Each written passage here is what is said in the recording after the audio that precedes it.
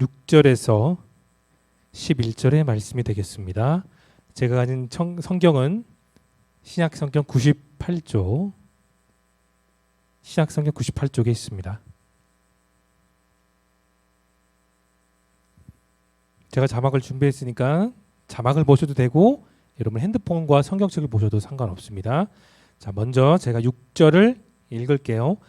또 다른 안식일에 예수께서 회당에 들어가사 가르치실세 거기 오른손 마른 사람이 있는지라.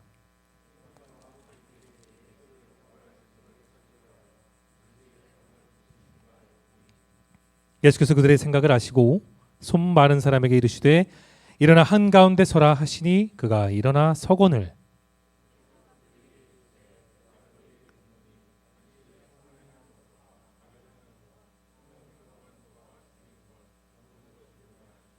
무리를 둘러보시고 그 사람에게 이르시되 내 손을 내밀라 하시니 그가 그리하매 그 손이 회복된지라. 11절 함께 할게요. 시작. 그들은 노기가 가득하여 예수를 어떻게 할까 하고 의논하니라. 아멘. 자, 주일의 진짜 의미란 제목으로 누가복음의 생명의 말씀을 함께 나누기를 소망합니다. 자, 여러분 안식이라면 가장 먼저 떠오르는 이미지가 뭐라고 생각하세요? 구약에서 말하는 주일, 또 하나님께서 온 세상을 만드시고 7번째 안식과 평안을 주셨던 날, 우리는 보통 그렇게 주일학교부터 배워왔습니다. 그런데 어느 순간부터인가 이 안식일에 대한 의미가 완전히 변화되게 되었어요. 안식일, 요즘으로 말하자면 오늘 주일이죠. 주일이 되면 주일 성수라는 강한 이미지가 있어요. 그래서 여기에는 더러 교사 선생님들도 분명히 있습니다. 그래서 우리는 교사의 직분을 감당하기 위해 교회로 와 예배드리고 우리 사랑하는 각 부서의 아이들을 만나 함께 인사도 하고 찬양도 하고 예배도 하는 그런 귀한 시간을 갖지요. 그런데 여러분, 단순히 소나 양의 각을 뜨고 그 제단에 불을 태우고 피를 뿌리는 그런 의미는 더 이상 우리에게 없습니다. 주일은 내가 예수님을 직접 만나는 시간이 되어야 합니다. 그냥 주일이 되었으니까 부모님이 교회 가시니까 나도 덩달아 교회 가야지, 그런 의미가 돼서는 안 돼요. 여러분, 하나님이 정말로 사랑하셨어요. 택하셔서 선민이란 이름을 주었던 백성이 누굽니까? 이스라엘 민족이었어요. 네, 유대인들이죠. 이들에게 안식일은 원래 의미가 무엇이었냐? 감사하는 날이었습니다.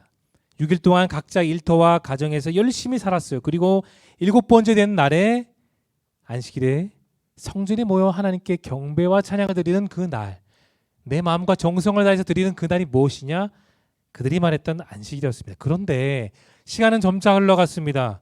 시간이 흐르자마자 여러분, 우리 사람들의 마음은 내가 처음 먹었던 마음, 예를 들어서 내가 연애했을 때 내가 사랑하는 남자친구, 여자친구에 대한 첫 번째 그 첫사랑에 대한 마음이 1년이 지나고 2년이 지나고 3년이 지나면 처음 마음과 똑같을까요? 아니요. 흔들려요. 제가 아내가 있어도 그렇지만 제가 옛날에 연애했을 때도 마찬가지예요. 연애했을 때 감정은 롤러코스터입니다. 어느 날 완전 좋아요. 기분이 업돼 있어요. 그런데 어떤 날은 다운되기도 하고. 그게 연애 때뿐만이 아니라 신앙생활도 마찬가지라는 걸 여러분 기억하십시오. 유대인들은 그랬어요. 처음에 하나님 사랑합니다. 거룩한 주일을 주셔서 감사해요. 그런 마음에 감사의 마음이 있었지만 점차 그 마음이 변질되었습니다. 그래서 감사의 마음은 완전히 사라지고 그들의 마음에 무엇이 있었냐? 형식적인 마음. 그래, 안식일이 되었으니까 예배 드리러 가야지. 자의반, 타의반, 그런 마음으로 변할 수밖에 없었습니다. 그런데 안식일에 무엇을 할까? 또는 안식일에 내가 무엇을 하지 말아야 될까? 그런 염려를 했던 사람들이 바로 유대인들이에요. 요즘으로 말하면 이런 말이에요. 주일이 되는데 내가 여자친구 만나고 남자친구 만나도 될까? 주일에 내가 영화 봐도 될까? 주일에 내가 사랑하는 연인을 만나 카페도 가고 다양한 맛있는 것도 먹고 놀러 가도 될까? 우리는 그런 고민을 분명히 합니다. 저도 그랬습니다. 여러분 나이 때. 물론 요즘에도 어떤 교회든 그래요. 주일에 쓸 간식거리를 미리 토요일날에 준비하는 교회들이 더러 있습니다.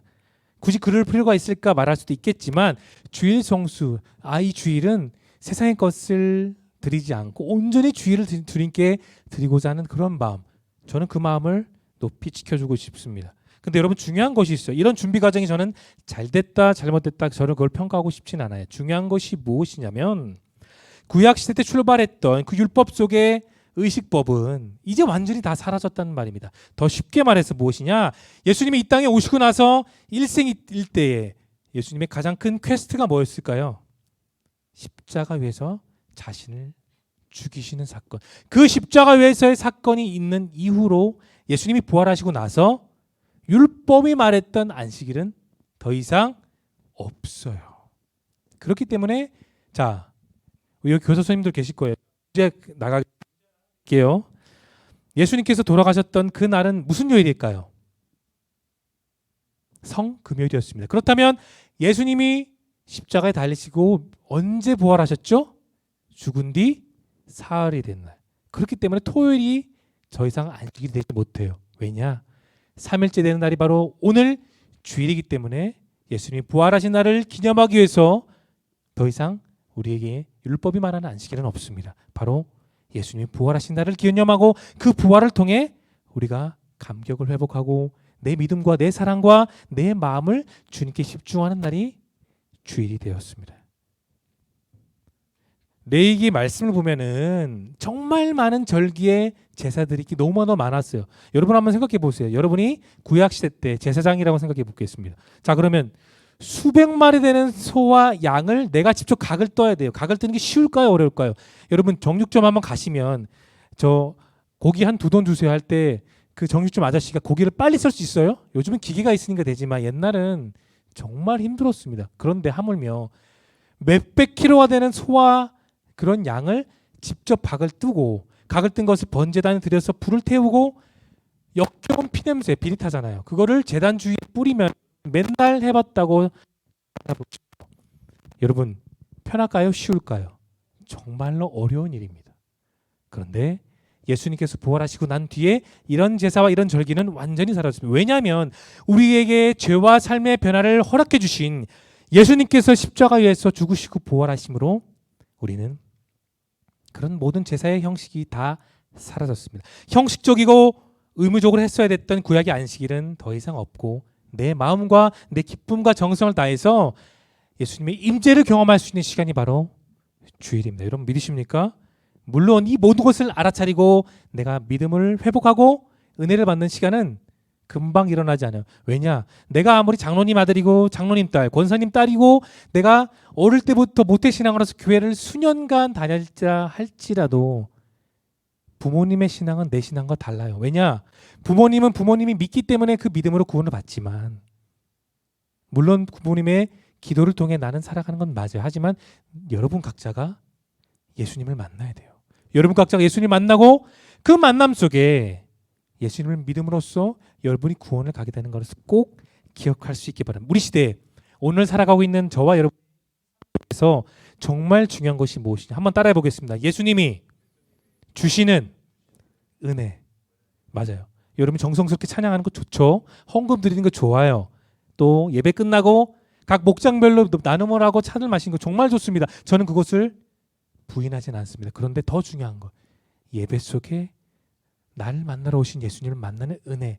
그 은혜가 있어야 찬양이 찬양이 되고 그 은혜가 있어야 말씀이 말씀이 되고 그 은혜가 있어야 목장 모임이 은혜가 있는 겁니다.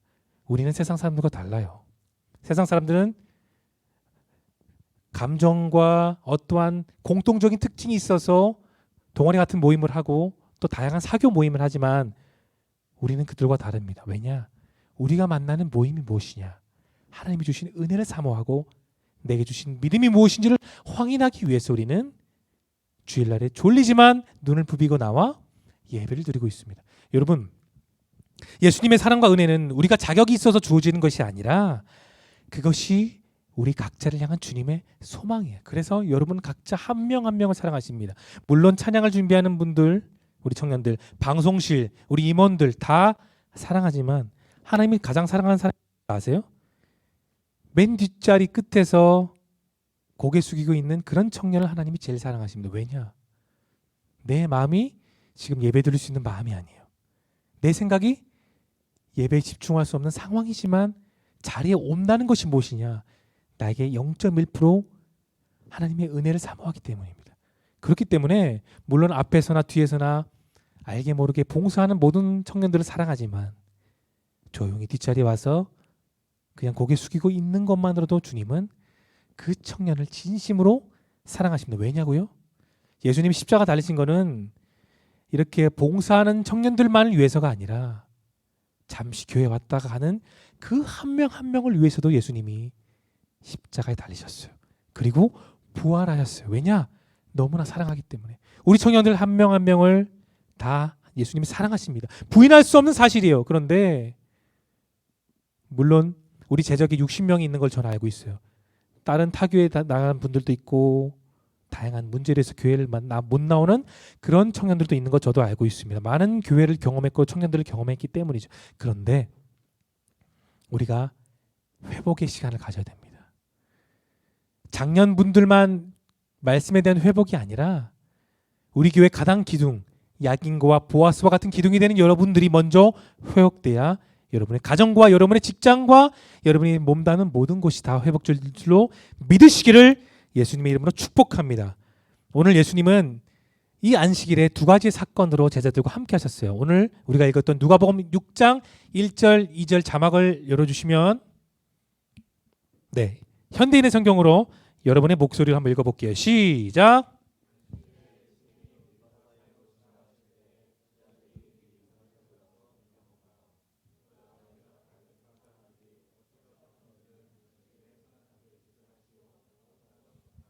자, 예수님의 제자들이 지금 뭐 먹었다고 나왔죠? 주일에 밀을 먹었다. 자, 그런데 밀을 먹을 수 있는 자격이 율법에 있어요. 자, 하나 넘겨볼게요. 신명기 23장 25절을 읽어보겠습니다. 시작.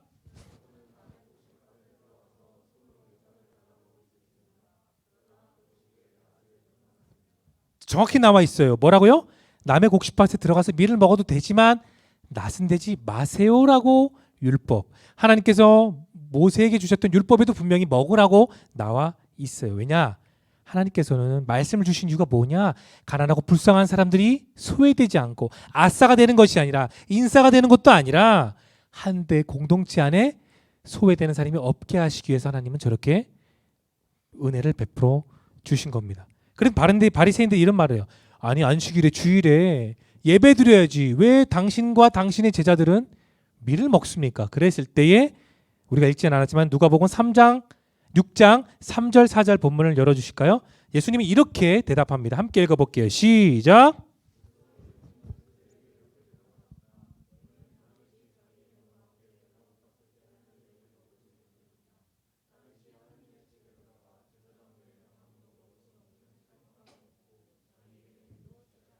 예수님은 정확하게 기록되어 있는 말씀에 근거해서 바리새인들을 반박하셨어요. 다윗도 허기졌어요. 그의 부하들과 함께. 그런데 제사장만 먹을 수 있는, 쉽게 말해서 이 위에 올려지는 빵이 있어요. 그것을 진설병, 여기는 차림빵이라고 나와 있어요. 그 빵을 아무도 못 먹어요. 그런데 다윗은 제사장의 허락을 구하고 먹게 되었습니다. 여러분, 율법을 좀 배웠다고, 다시 말해서 내가 말씀을 좀 잘 알고 말씀을 잘 숙지한다고 해서 그것이 전부가 되지 못합니다. 배고프고 가난한 이를 위해서, 소외되고 마음 아파하고 쓰라린 상처가 있는 이들을 위한 배려가 무엇이냐 따라해볼게요. 말씀. 그것이 말씀이고 구약시대 된 율법, 신약시대 때와 지금 우리에게 말씀으로 주어진 것입니다. 그런데 오늘 본문에 등장했던 예수님 반대편에 있었던 바리새인들은 그냥 율법의 규칙으로서 예수님을 손가락질했던 겁니다. 주일인데 왜 이삭을 먹어? 그랬을 때 주님은 이렇게 말을 해요. 주일에 선한 일을 행한 것과 악한 일을 행하는 것, 너는 이것을 보았을 때 무엇이 더 옳으냐? 맞는 말 아닙니까? 주일은 서로가 서로를 격려하고 위로하는 시간입니다. 그런데 내가 좀 더 헌금을 많이 든다고, 내가 중직자의 자녀라고 해서 혼자 교회 다니는 친구를 너 예배 늦었어? 너 왜 예배 늦어? 너 왜 말씀 제대로 못 외워? 왜 헌금 안 내? 이렇게 정죄할 수 있을까요? 없을까요? 없다라는 겁니다. 그럴 때 더 아껴주고 더 위로해주고 힘내자. 우리 이 짧은 예배 시간 속에 찬양하고 또 말씀을 통해 은혜 받자라는 말을 나누는 것이 예수님이 저와 여러분에게 진짜로 원하시는 은혜라는 걸 여러분 꼭 기억하십시오. 또 시간이 지났어요. 예수님이 시간이 지나고 이번에는 오늘로 말하자면 교회 안에 들어오셨습니다.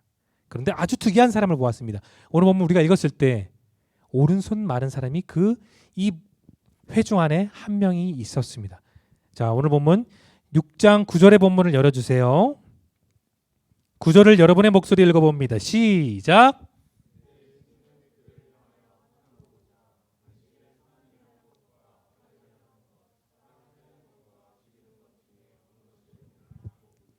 그렇습니다. 주 예수님은 분명히 말씀하셨어요.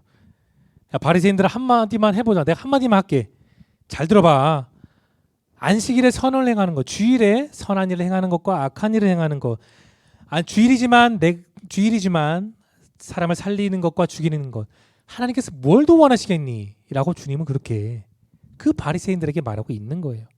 여러분, 우리 모두에게도 열정과 내게 맡겨진 직장일과 교회일도 열심히 하지만 그 열심 플러스 우리에게 필요한 것이 무엇일까요? 따라해 보겠습니다. 쉼이 필요합니다. 쉼은 낭비가 아니에요. 여러분, 악보에도 나와 있어요. 또 우리가 읽는 책, PDF 같은 이북에도 다 나와 있죠. 쉼표가 있습니다. 글과 음악에도 쉼표가 있습니다. 저도 가끔 옛날에는 청년때 노래방을 많이 갔었는데, 여러분, 내가 노래를 아무리 잘한다고 한 소절의 노래를 끝까지 부를 수 있을까요? 왜냐하면 노래를 부르고 또 노래와 노래 사이에 뭐가 있어야 되죠? 간주가 있어야 되고 또 호흡하는 여유로운 시간이 있어야 됩니다. 마찬가지예요. 가느다란 대나무가 마디와 마디가 있기 때문에 그렇게 울창하게 자랄 수가 있는 겁니다. 사람의 숨 쉬는 것도 호와 흡 사이에 쉼이 있기 때문에 우리가 매일같이 숨을 쉬고 살 수가 있는 겁니다. 안식일이 다시 말해서 주일은 그 주일은 우리를 살리시고 나를 회복시켜 주시고 나의 모든 문제와 고민과 염려를 회복해 주시는 그 시간이 바로 우리가 예배드리고 있는 이 예배의 시간인 겁니다. 그림 하나 넘겨볼게요. 파스칼은 이런 말을 했어요. 여러분의 목소리를 한번 읽어보겠습니다. 시작.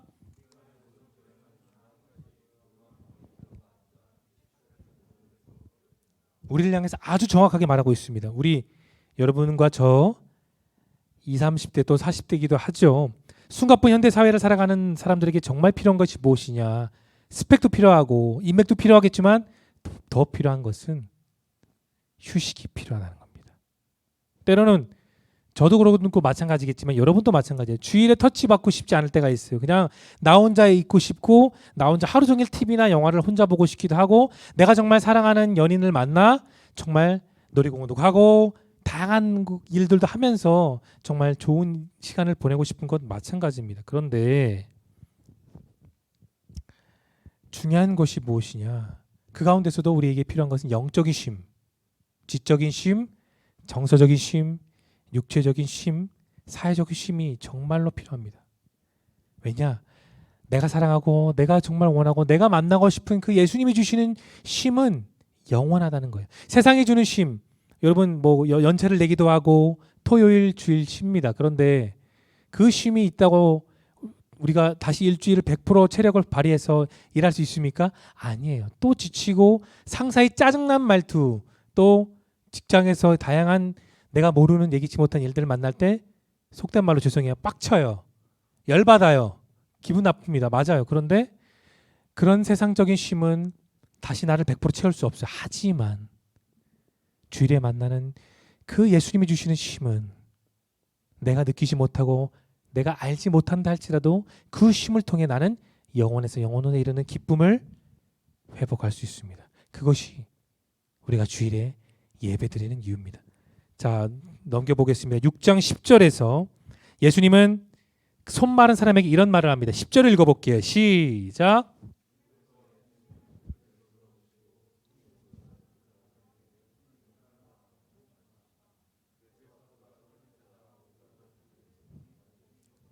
말씀을 잠깐 그대로 남겨주세요. 한번 따라해 보겠습니다. 오그라든 그의 손이 완전히 회복되었다. 네, 이 손 마른 사람, 요즘식으로 표현하면 오른손이 이렇게 꺾여 들어가는 장애가 있는 사람이에요. 그런데 여러분, 이 성경 말씀이 있었던 예수님이 사역하셨던 당시에 유대인의 전반적인 사회 풍조가 무엇이냐? 몸이 장애가 있거나 아픈 사람은 사람들 그렇게 생각해요. 너가 죄가 많아서, 너의 부모와 너의 조상이 죄가 많아서 너가 그렇게 장애를 갖고 있는 거야. 그것이 그 당시에 유대인들이 생각하던 사회 모습이었고 흐름이었어요. 그렇으면 여러분 한번 생각해 보세요. 교회 들어왔을 때 오른손이 꺾여 있는 사람이 교회 한쪽 끝에 있을 때 바리새인은 그 사람을 좋아했을까요? 안 좋아했어요. 그냥 헌금 많이 드리고 바리새인과 사두개인과 같이 좀 재산이 있고 많이 배운 사람은 존경받았지만 몸에 장애가 있고 마음에 상처 있는 사람들은 아무런 취급을 받지 못한 아싸 같은 사람들이 바로 이 당시에 정말 많이 있었다는 겁니다. 주님은 뒤에서 손 마른 사람을 계속 보셨습니다. 월요일, 화요일, 수요일, 목요일 그리고 주일이 되었을 때 다시 교회로 들어와 똑같이 손 마른 사람을 보셨고 많은 사람들 가운데서 그 사람을 일으켜 세워주셨어요. 그리고 주님은 이런 말씀했습니다. 내 손을 펴라고 말씀하시자마자 오른손이 꺾였던 사람의 손이 완전히 펴졌습니다. 앞에서 성경을 가르쳤던 바리새인도 그것을 보았고 그 교회 안에 있었던 수많은 사람들이 그 현장에서 예수님의 역사를 보게 되었습니다. 그 수많은 사람은 매일 힘들었어요. 이 장애가 나의 잘못이야. 이 장애가 내 부모와 내 조상의 죄 때문에 내가 이렇게 살고 있어. 늘 부정적인 생각, 안타까운 생각, 마음 아픈 생각이 전부였지만 그 마음과 눈물과 힘듦을 예수님은 보셨고 그 사람을 사람들 마운데 많은 가운데 일으키셨고 치유하는 놀라운 역사를 주님은 베푸셨습니다. 그런데 박수 쳐줘야 되는 그런 상황 속에 오늘 보면 마지막 11절에서 바리새인이 이런 말을 해요. 자, 11절 본문 열어주시면 여러분이 한번 읽어보겠습니다. 시작.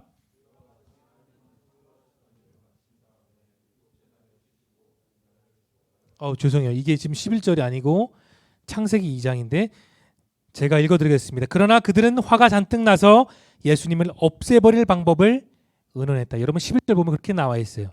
바리새인들이 예수님 정말 멋있는 애였습니다. 우리 함께 박수 칩시다. 그게 아니라 저 예수라는 인간을 반드시 죽여야 돼. 그런 생각을 해서 바리새인끼리 서로 의논했던 것이 바로 바리새인들의 진짜 모습이에요. 여러분 하나님께서 말씀을 주신 이유가 무엇이냐? 따라 보겠습니다. 하나님 사랑, 이웃 사랑. 그것이 뭉쳐있는 게 이 말씀이에요. 그렇지만 바리새인들은 머리로는 알았어요. 하지만 그들의 손과 그들의 시선과 그들의 말은 사랑이 전혀 없었습니다. 냉랭했어요.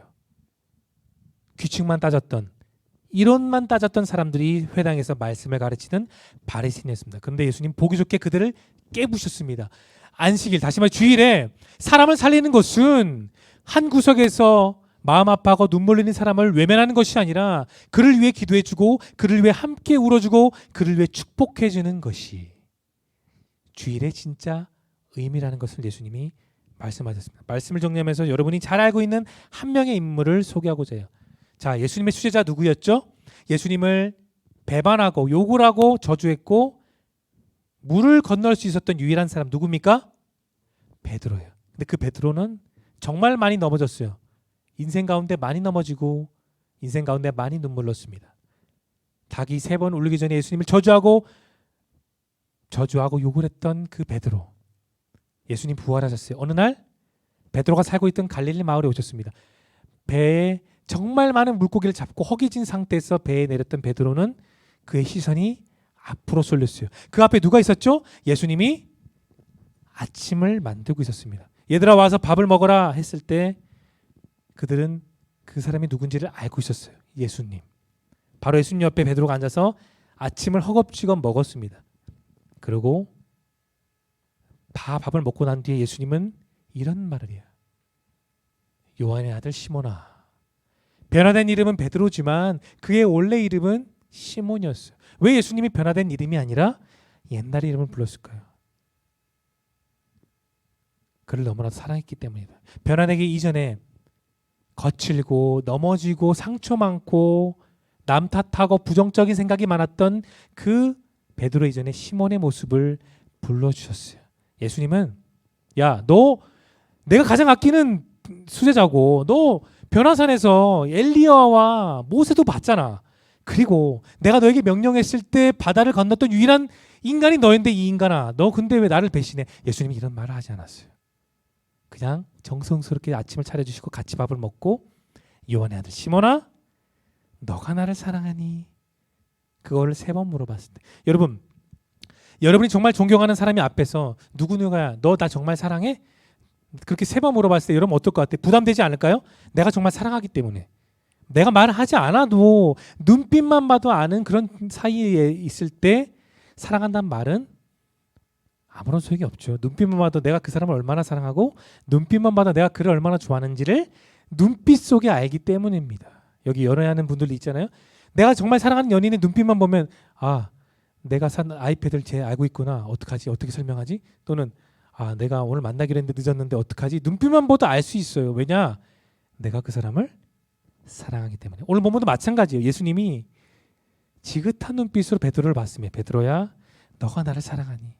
세 번 물어봤을 때 베드로가 이렇게 말하죠. 주님, 제가 주님을 사랑하는 것보다 주님이 저를 사랑하는 것을 더 사랑합니다. 주님, 제가 주님을 사랑하는 것보다 더 잘하는 걸 아시죠? 그 누구보다 저는 예수님을 사랑합니다. 그랬을 때 예수님이 이런 말해요. 너가 나의 양을 먹여라. 그것이 무엇이냐? 앞으로 너가 만났던 나를 가르치고 너가 만났던 나의 사랑을 전해서 그냥 성경 속에 있는 글자만 전하는 인간이 되지 말고 변화된 너의 삶, 너의 가운데 있는 사랑, 소망을 네가 만났고 네가 경험했던 그것을 전하는 그런 귀한 삶이 되라는 말이 바로 내 양을 치라는 말이었습니다. 말씀을 정리할게요. 네, 여러분, 온실에 자란 꽃은 금방 시들 수밖에 없어요. 그런데 밖에서 비바람 맞고 눈 맞은 그런 꽃들은 겉으로 보면 되게 거칠어요. 안 예뻐요. 그런데 온실에 자란 꽃과 자연에서 자란 꽃을 비교해 보면 향이 자연에서 자란 꽃이 훨씬 더 오래가고 진합니다. 여러분의 인생 가운데 오늘 들려진 말씀이 금방 잊혀질 수밖에 없어요. 왜냐? 여러분의 삶의 우선순위는 직장에 있을 수 있고요. 내가 만난 사랑하는 연인에 있을 수 있고 다양한 여러분의 고민과 기도 제목이 있기 때문에 잊을 수도 있습니다. 그러나 한 가지만 꼭 기억하십시오. 주일의 진짜 의미는 회복과 쉼과 예수님의 사랑을 경험하는 데 있다는 것을 꼭 기억하시기를 예수님의 이름으로 축원합니다. 여러분, 지금 내 마음에 실패와 어려움이 있습니까? 하나님의 회복의 약속을 붙잡고 다시금 일어설 수 있기를 예수님의 이름으로 축복합니다. 그래서 주일 가운데 나의 안식을 온전히 누리고 주님이 주실 회복의 은혜를 또 한 주 기대하며 새로운 한 주를 나를 정말 사랑하는 그 예수님과 동행하는 기쁨의 한 주가 될 수 있기를 예수님의 이름으로 축복합니다. 우리 함께 찬양할게요. 내 아버지 그 품 안에서 함께 찬양할 때 여러분 그냥 찬양을 부르지 마시고 그 가사의 의미를 한번 생각하시면서 내용은 한 자입니다. 함께 찬양하겠습니다.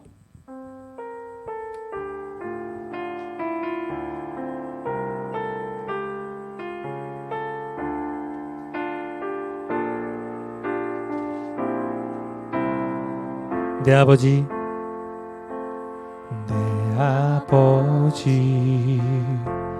그 품 안에서 내 영혼은 안전합니다. 주 손길로 내 삶을 안으시리. 그 평강이 나를 덮음. 나 비록 넘어지며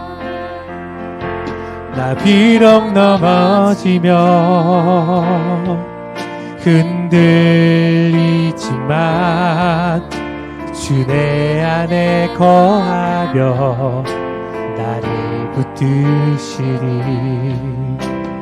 내 생각을 주께로 돌리고 주시는 평강의 옷을 입습니다.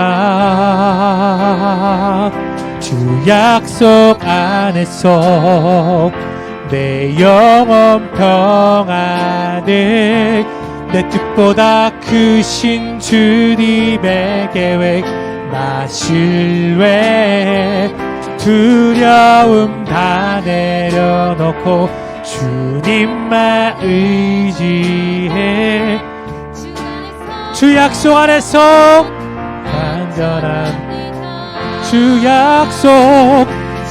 약속 안에서 내 영혼 평안에 내 뜻보다 크신 주님의 계획 나 신뢰 두려움 다 내려놓고 주님만 의지해. 두려움 다 내려놓고 안전합니다. 두려움 다 내려놓고 주님만 의지해. 주 안에서 내 영혼 완전합니다. 사랑의 주님, 우리는 넘어집니다. 또 세상에 나아가면, 직장으로 나아가면, 또 가정이 들어가면 계속해서 흔들리는 마음이 저희들의 마음입니다. 주님, 솔직하게 고백드려요.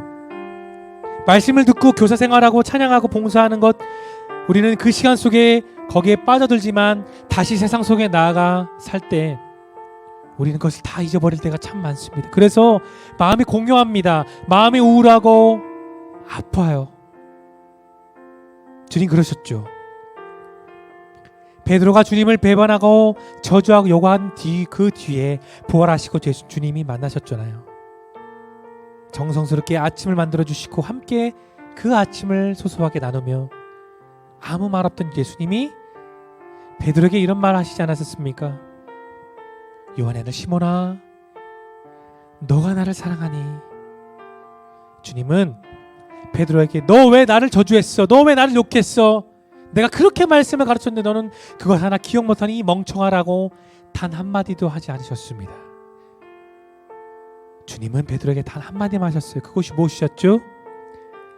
요한의 시몬아, 너가 나를 사랑하니? 주님이 저를 사랑하는 것을 알게 도와주세요. 주님이 저를 만나주신 것을 다시 깨닫게 도와주세요. 주님이 제 삶 가운데, 제 심장 가운데 계셔서 늘 그 심장을 뜨겁게 믿음으로 뛰게 하시는 것을 저 또한 만나게 도와주시고, 저 또한 알게 도와주시고, 저 또한 매일매일 반복되는 그 시간 속에 알게 도와주세요. 그래서 주일의 진짜 의미가 말씀만 듣고 찬양하는 데 있는 것이 아니라 그것을 넘어서서 예수님이 저에게 주시는 은혜와 사랑과 평안과 쉼이 있는 그런 삶으로 나아가는 우리 사랑하는 드림교회 청년들 모두가 되어줄 수 있도록 함께하여 주시기를 소망하오며, 우리를 살리시고 부활의 소망이 되신 예수님의 거룩하신 이름으로 간절히 기도드리옵나이다. 아멘. 축도하겠습니다. 이제는 우리 구주 예수 그리스도의 은혜와 하나님의 깊고 기쁘신 사랑하심과 보혜사 성령 하나님의 내 삶 속에 거하시고 위로하시는 그 은혜가 주일의 진짜 의미를 알게 하시고 예수님이 나와 함께 하신 그 의미를 알기를 원하고 믿기를 원하는 이 자리와 영성으로 참석한 우리 사랑하는 길동교회 청년들 머리 위에 이제로부터 영원토록 함께 계실지어다. 아멘.